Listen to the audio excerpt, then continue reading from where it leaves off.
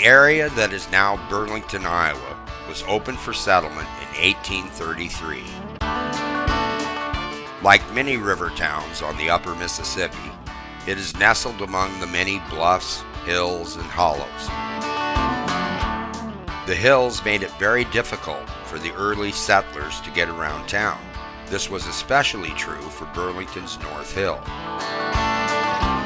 Before Bluff Road was built, North Main Street ended in a small path that went down to the river. In 1873, Bluff Road was built so that travelers could go around North Hill rather than over it. Much of the work involved removing the limestone debris that accumulated near the bluff. Most of the bluff became exposed once the debris was removed. Retaining walls were built along most of the bluff side of the road to keep falling rocks from rolling into traffic. The road's surface was originally gravel. It was paved in 1913. Notice the trees growing on both sides of the road. It was resurfaced again in 1933 and completely redone in the 1980s. Remnants of the 1913 and 1933 surfaces can be found behind the retaining walls.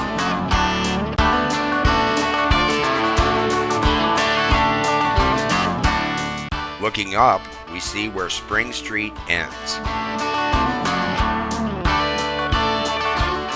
When the lighting is right, you can see a cave in the bluff.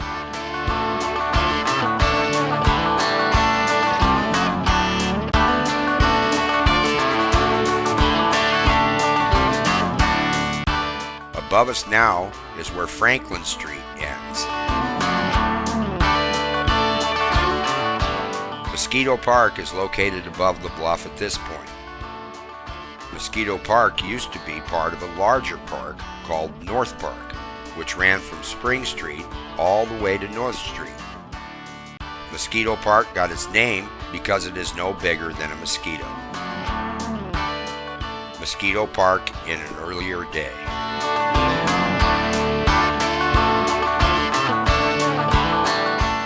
Now we are below the east end of Iowa Street. This impressive home is at the top of the bluff on Iowa and 4th Streets. It remains lived in today. Many sets of stairs connected Bluff Road and the top of the bluff. These stairs descended from Iowa Street. It is hard to tell from this view, but North Street meets the bluff right above this spot. North Street was originally Burlington's northern boundary. The view from the corner of North and 4th Streets is very impressive. The same view from an earlier time. Here are the remains of a limestone retaining wall from years past. It looked much more pleasing back then.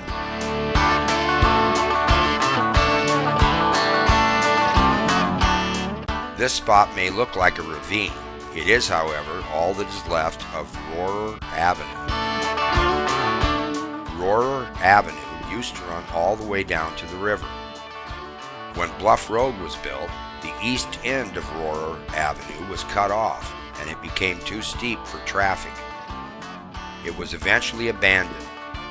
Rohrer Avenue was named after Judge David Rohrer, an early Burlington settler. In 1838, Rohrer shot and killed a newspaper man named Cyrus Jacob. Apparently, they differed on politics. Jacobs confronted Rohrer on Main Street, pulled a pistol, hit Rohrer on the head with it, and then dared Rohrer to shoot him. Rohrer obliged. Everyone agreed that Jacobs had it coming, and that was that. The bluff came down to the river at this point. In order to make sufficient room for the road, this area had to be excavated back into the bluff. leaving this recessed area. The 6th Street Catholic Cemetery is located just above the excavated area. Bluff Road can be seen below the eastern edge of the cemetery. This is the view from the same spot as it appeared in 1889.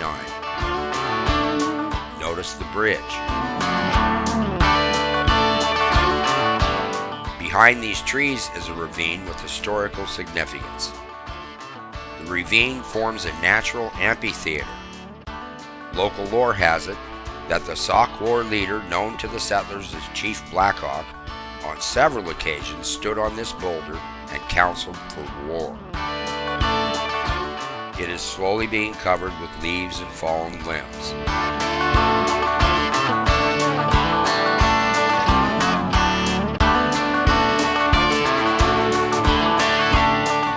Above this spot is Oak Street. This is what you would have seen if you looked over the bluff many years ago.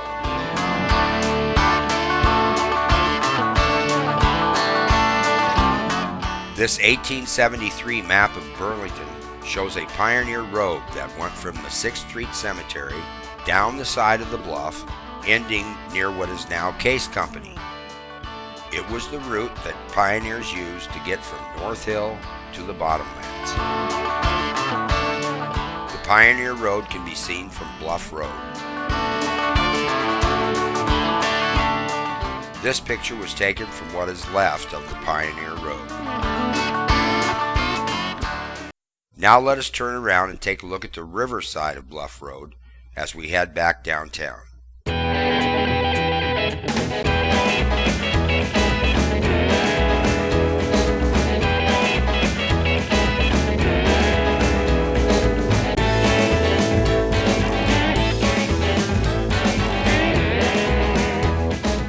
This lot was not always empty. It was the location of the Burlington Basket Factory. The factory was torn down a few years ago. Burlington Basket was established in 1889. By 1910, it was the largest basket company in the Midwest.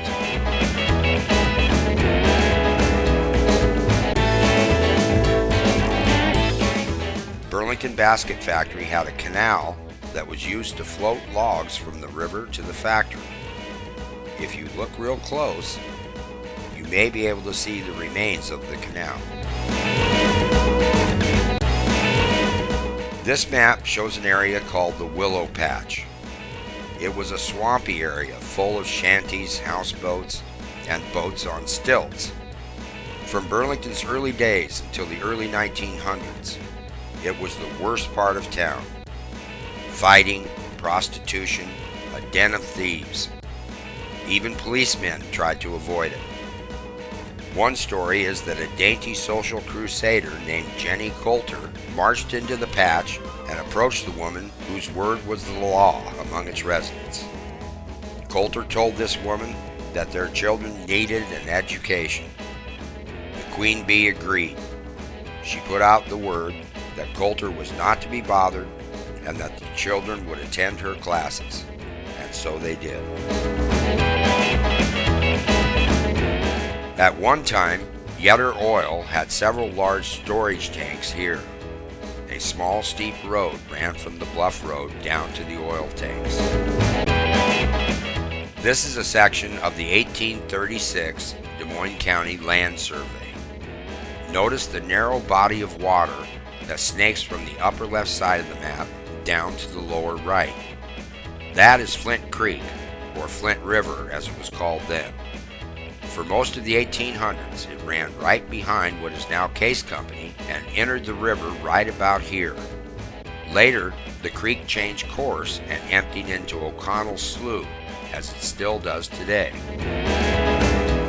Bluff Marina now stands at the spot where Flint Creek used to enter the river. However, in the late 1860s, it would have looked like this. Neither the railroad nor Bluff Road had yet been built. The man was standing where Flint Creek entered the river. Notice that before excavation, The bluff does not look like a bluff, but rather like a steep hill covered with trees. An 1889 perspective map clearly shows Flint Creek's old path. Notice the railroad bridge. It is the same bridge that we saw earlier.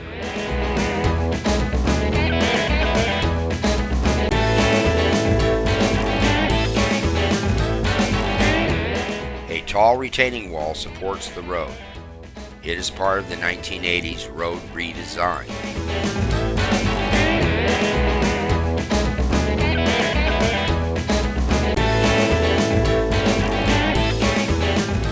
The Great River Bridge was built in 1989. It replaced MacArthur Bridge. MacArthur Bridge was built in 1917.